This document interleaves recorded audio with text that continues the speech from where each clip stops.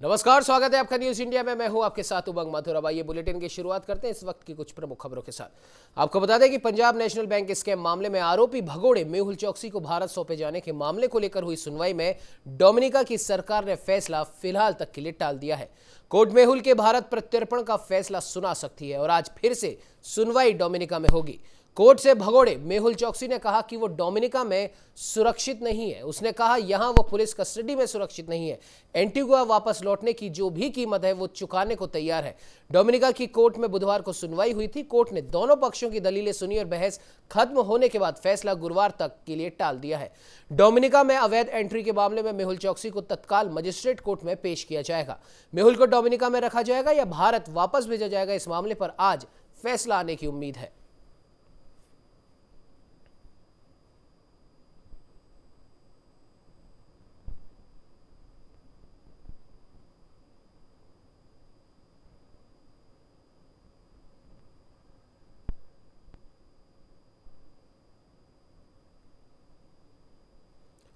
वहीं आपको बता दें कि मेहुल चौकसी पंजाब नेशनल बैंक स्कैम के मामले में प्रमुख आरोपी, उसके भारत प्रत्यर्पण को लेकर भारत सरकार की तरफ से लगातार कोशिशें की जा रही है। तो वहीं डोमिनिका में अवैध एंट्री के मामले में मेहुल चौकसी की अदालत में पेशी हुई और उसके बाद में बुधवार को ऐसा लग रहा था कि जल्द ही भारत प्रत्यर्पण का जो रास्ता है वो साफ हो जाएगा, लेकिन दोनों पक्षों की दलीलें सुनने के बाद में कोर्ट ने फैसला गुरुवार तक के लिए यानी कि आज के लिए टाल दिया है और आज इस पर कोर्ट अपना फैसला सुनाएगी।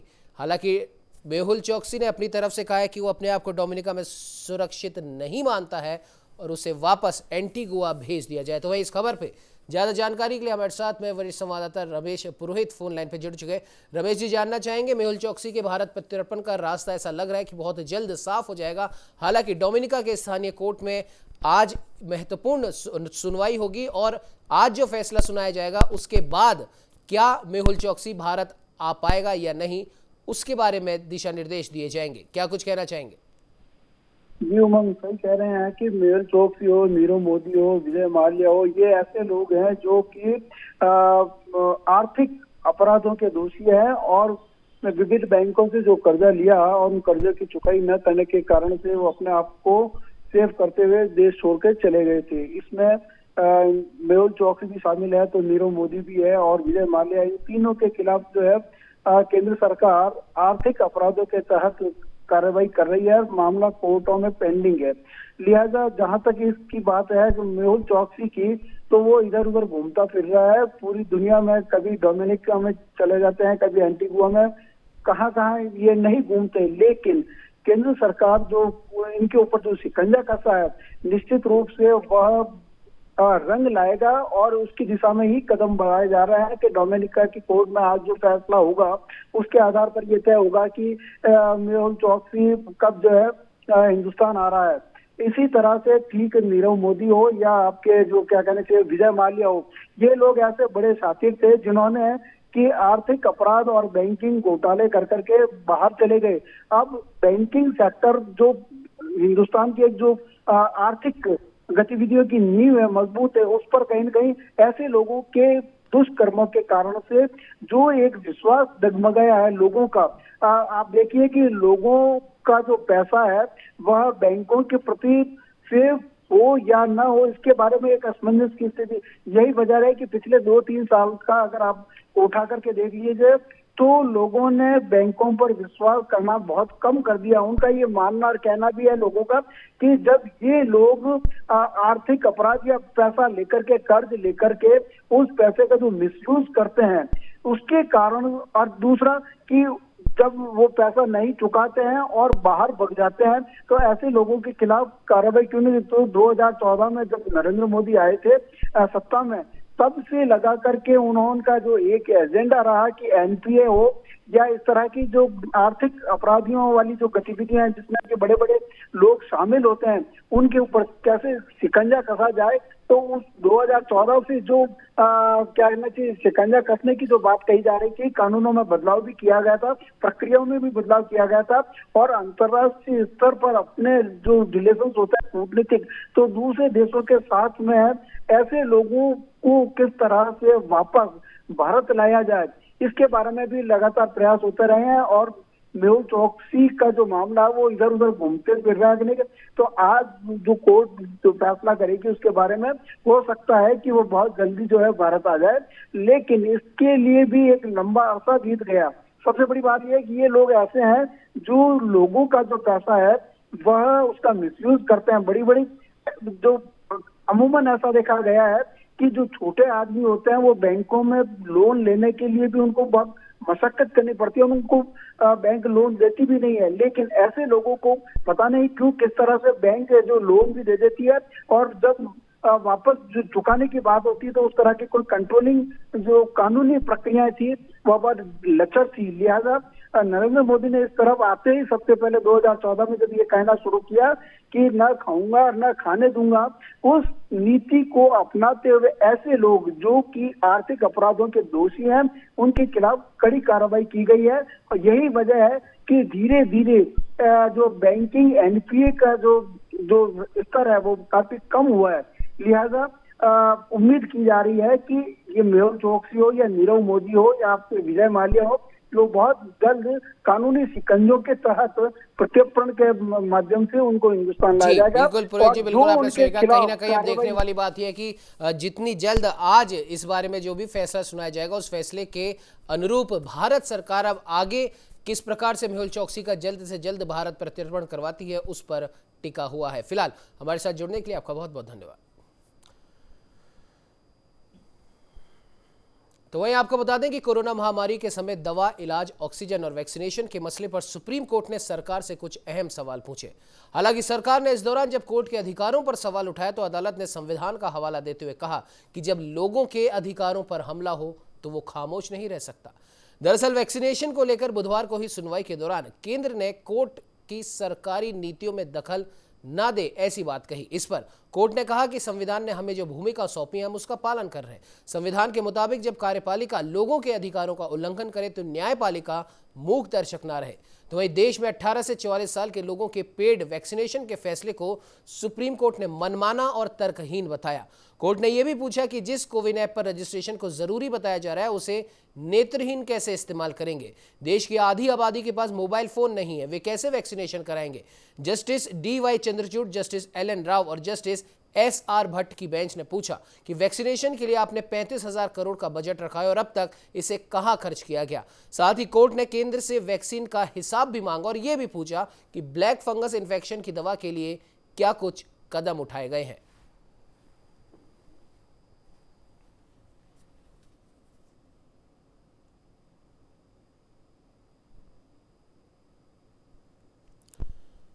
तो आपको बता दें कि सुप्रीम कोर्ट ने कहा है कि 18 से 44 साल के लोगों का पेड वैक्सीनेशन मनमाना और पूरी तरीके से तर्कहीन फैसला है।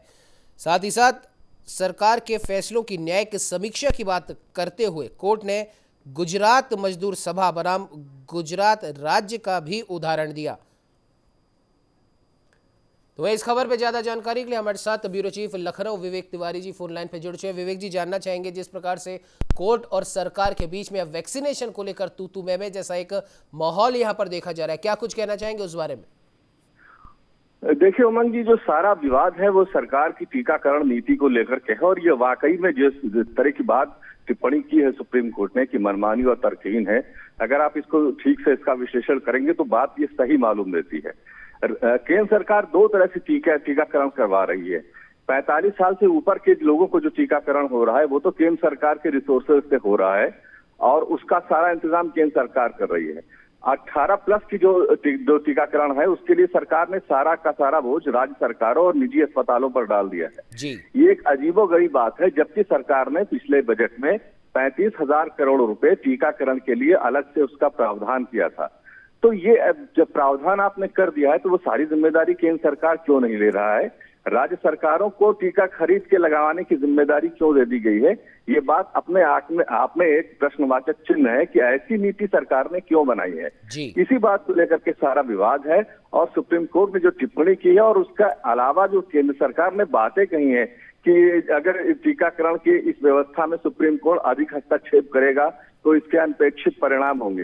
ये बात केंद्र सरकार की तरफ से सुप्रीम कोर्ट में कही गई है।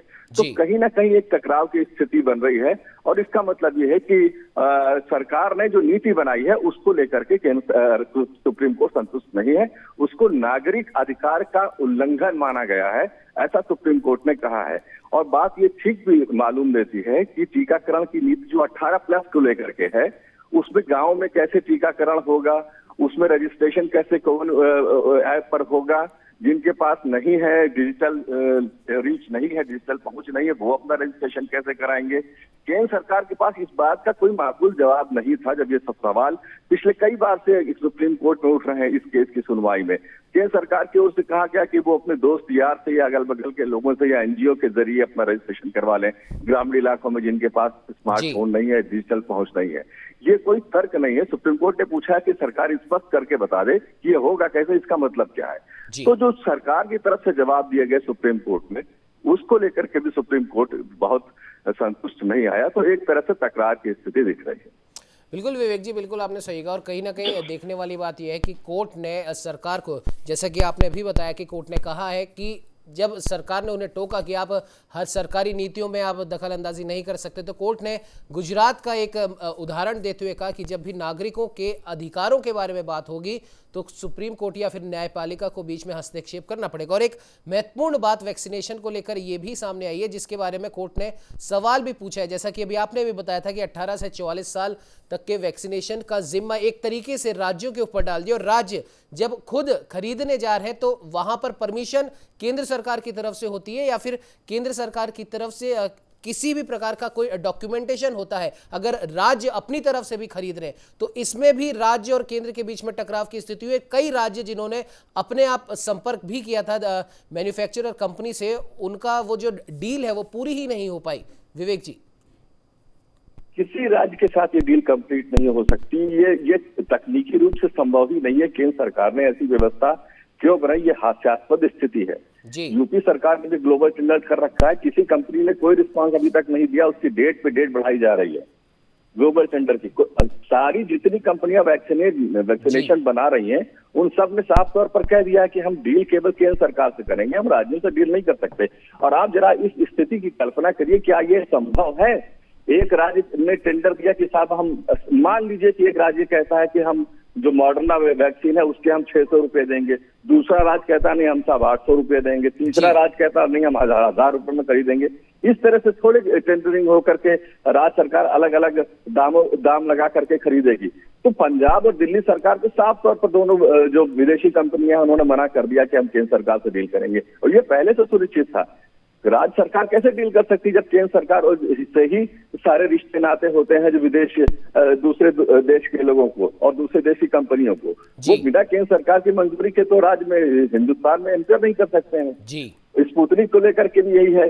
स्पुतनिक से जो लोग डील कर रहे हैं उसमें तुमने कह दिया कि हम तो केंद्र सरकार से डील कर रहे हैं। और दूसरी इससे भी बड़ी बात यह है कि ज्यादातर जो वैक्सीन कंपनियां हैं उनके स्टॉक उनको ऑर्डर इतना जा चुका है कि वो अब नए सिरे से किसी के साथ डील नहीं कर सकते। तो बड़ी विकट परिस्थिति बन रही है वैक्सीनेशन को लेकर के। कुल मिलाकर के अपने केंद्र सरकार को इसमें हस्तक्षेप करना चाहिए, और ये जो एक हास्यास्पद आदेश उन्होंने दे रखा है कि राज्य सरकार खुद डील करे, इसको वापस लेना चाहिए और खुद से वैक्सीन को मुहैया कराना चाहिए राज्यों में। यही इसका तरीका है। और इसीलिए 45+ का ऊपर के जो लोगों को वैक्सीनेशन हुआ है उसमें बहुत ज्यादा कोई विवाद नहीं हुआ। सारा विवाद इसी में हो रहा है क्योंकि राज्य सरकारों को जिम्मेदारी दी गई है। बिल्कुल विवेक जी, बिल्कुल आपने सही कहा कि 44 साल से ऊपर के जितने भी लोगों का वैक्सीनेशन हुआ है, फ्रंटलाइन वर्कर्स का हुआ है, उसमें अभी तक कोई विवाद देखा ही नहीं गया। ना ही उसमें वैक्सीनेशन की कमी के कोई विवाद सामने आया, ना कोविन एप्लीकेशन के रजिस्ट्रेशन को लेकर उसमें कोई विवाद सामने आया। लेकिन जैसे ही एक बड़े आयु वर्ग का वैक्सीनेशन स्टार्ट हुआ, और अभी के हालात ये है कि कई जगह तो वैक्सीन खत्म हो चुकी है ऐसे राज्यों के हिसाब से, और कई जगह एक बार शुरू होके अभी हाल फिलहाल 18 से 44 साल तक के लोगों का वैक्सीनेशन अभी बंद पड़ा है। और विवाद इसी आयु वर्ग को लेकर है जहां तक समझ में आ रहा है, और शायद इसीलिए सुप्रीम कोर्ट ने भी बीच में हस्तक्षेप किया। फिलहाल हमारे साथ जुड़ने के लिए विवेक जी बहुत बहुत धन्यवाद। तो वही हमारे साथ में दिल्ली से हमारे संवाददाता गौरव शर्मा भी जुड़ चुके हैं। गौरव, आपसे जानना चाहेंगे कि न्यायपालिका और कार्यपालिका का वैक्सीनेशन को लेकर यह विवाद है, किस तरह देखते हैं आप इसको? जी उमंग मैं बताना चाहूंगा कि ये जो वैक्सीनेशन से जुड़ा मामला है, ये आपको याद होगा तो हमने 2 दिन पहले भी ये चर्चा करी थी कि सुप्रीम कोर्ट ने ये कहा था कि जब राष्ट्र एक है, संविधान एक है, तो वैक्सीन पर पॉलिसी क्यों अलग और उसकी दरें भी क्यों अलग। तो बात वहीं से शुरू हो गई थी। उसके बाद ये चीजें कल सामने आई जब केंद्र से सुप्रीम कोर्ट ने ये ब्यौरा मांगा कि आपने अभी तक कितने लोगों तक वैक्सीनेशन पहुंचाया है और कितने लोगों तक ये चीजें उपलब्ध हो पाई है सहज रूप में। तो उन्होंने 35,000 करोड़ रुपए जो केंद्र ने बजट बताया था उसका ब्यौरा उन्होंने मांगा है और इसे कुल मिलाकर सरकार को कटघरे में खड़ा करते हुए सुप्रीम कोर्ट ने ये बड़ा सवाल किया है कि आपने वैक्सीनेशन पॉलिसी को ढंग से एग्जीक्यूट नहीं किया, जिसके कारण समानांतर रूप से ये वैक्सीन सब जगह नहीं पहुंच पाई। तो यहाँ मैं उमंग जी आपको एक बात रखना चाहूंगा विशेष कि ये जो वैक्सीनेशन का मामला है, ये मामला अभी से नहीं पहले से ही है। पूर्व में कई राज्य ये बात कह चुके हैं कि हमें मांग के अनुसार वैक्सीन नहीं मिल पा रही। यहाँ मैं एक बात और बताना चाहूंगा कि पूर्व में ऐसा ही क्राइसिस ऑक्सीजन को लेकर हुआ था, लेकिन जैसे ही सुप्रीम कोर्ट ने कहा कि राज्य ऑक्सीजन को लेकर सुप्रीम कोर्ट ने ऑडिट समिति बनाई और ऑडिट करने के निर्देश दिए, तो राज्यों में से यकायक ऑक्सीजन की मांग घट गई। आप देखिए, अगर यही पॉलिसी वैक्सीनेशन को लेकर की जाए तो आप देखेंगे आज जैसे राजस्थान में और अन्य राज्यों में सामने आ रहे हैं मामले कि वैक्सीन जो है इधर कचरों में पड़ी मिल रही है, वॉयल और खराब होती दिख रही है। तो कहीं ना कहीं इसमें राज्य भी दोषी हैं जो सही वैक्सीन का सही उपयोग नहीं कर पाते। तो मैं ये मानता हूं कि अभी केंद्र अपना पक्ष रखेगा और ये बताने की कोशिश करेगा कि हमने जो वैक्सीन जो राज्यों तक पहुंचाई थी वो कितने स्तर तक थी और क्या थी। तो यहाँ पर अभी मामला न्यायपालिका और कार्यपालिका के बीच में है। एक तरफ से प्रश्न पूछा गया है, दूसरी तरफ से जवाब आना शेष है। जी उमंग जी बिल्कुल गौरव, बिल्कुल आपने सही कहा। खैर अब ये देखने वाली बात है कि अब केंद्र सरकार इस पर क्या कुछ निर्णय लेती है, क्योंकि वैक्सीनेशन तो करवाना ही है, इसे किसी भी हाल में रोकना नहीं है। फिलहाल इस खबर पर तमाम जानकारी देने के लिए आपका बहुत बहुत धन्यवाद।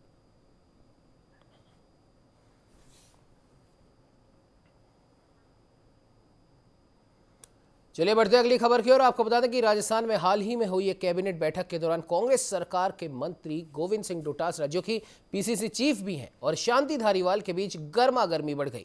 मिली जानकारी के मुताबिक बैठक के बाद एक बार फिर दोनों नेता बाहर निकलने पर एक दूसरे से भिड़ गए। दरअसल फ्री वैक्सीन अभियान को लेकर शिक्षा मंत्री और कांग्रेस के प्रदेश अध्यक्ष गोविंद सिंह डोटासरा ने सभी जिला कलेक्टर को ज्ञापन देने की बात कही थी, जिसका शहरी विकास मंत्री शांति धारीवाल ने विरोध किया।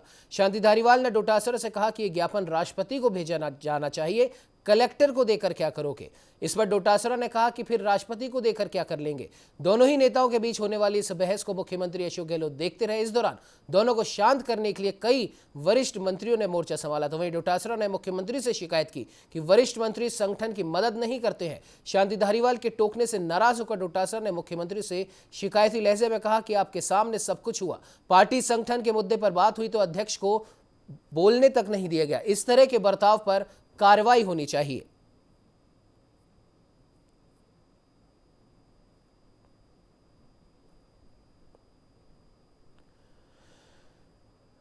तो मैं आपको बता दें कि राजस्थान कांग्रेस में कला अब खुलकर सामने आने लगी है। गाहे बेगाहे राजस्थान कांग्रेस के कई नेता, भले ही वो किसी भी गुट के हों, आपस में लड़ते दिखाई देते हैं या एक दूसरे के ऊपर तीखे शब्द बाण छोड़ते रहते हैं।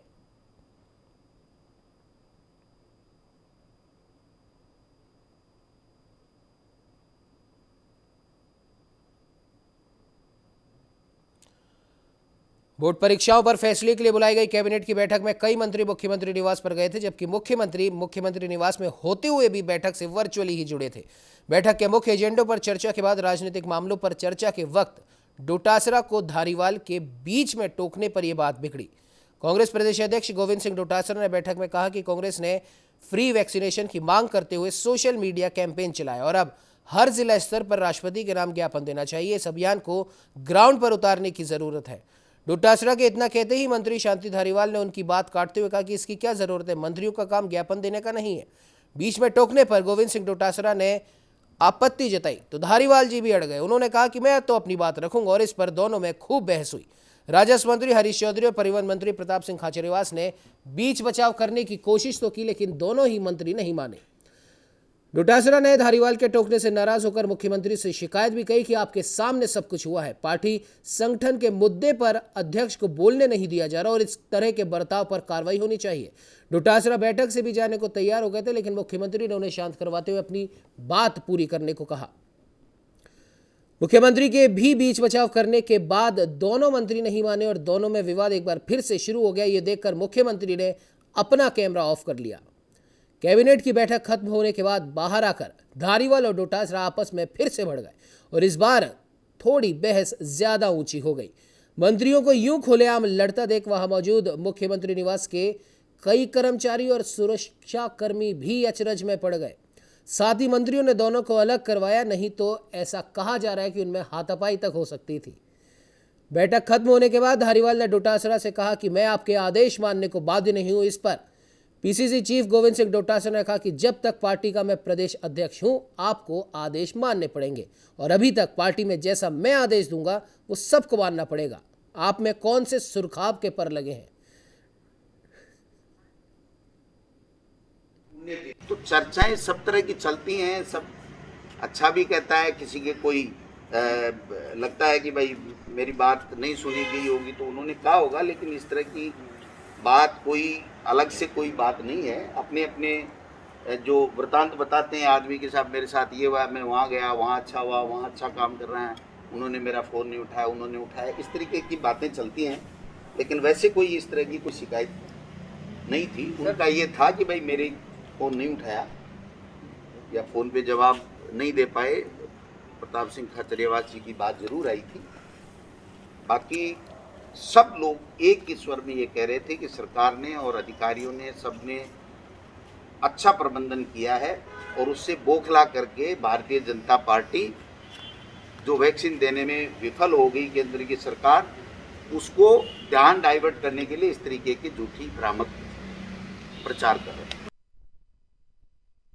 अंतर्गत जो है अपनी बात को दर्ज करा रहे, लेकिन आज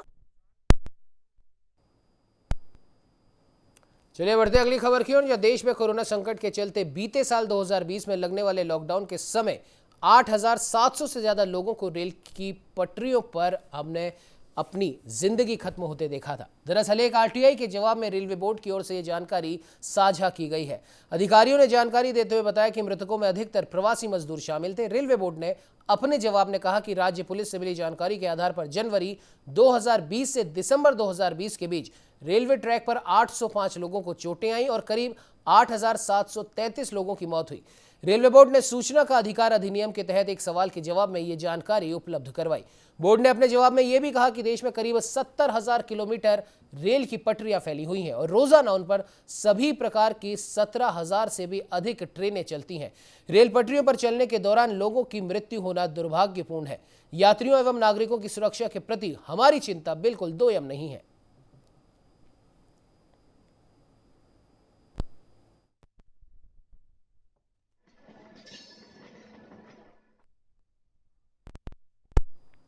इस बुलेटिन में फिलहाल इतना ही। देश प्रदेश की तमाम खबरों को जानने के लिए आप बने रहिए हमारे साथ और देखते रहिए न्यूज़ इंडिया।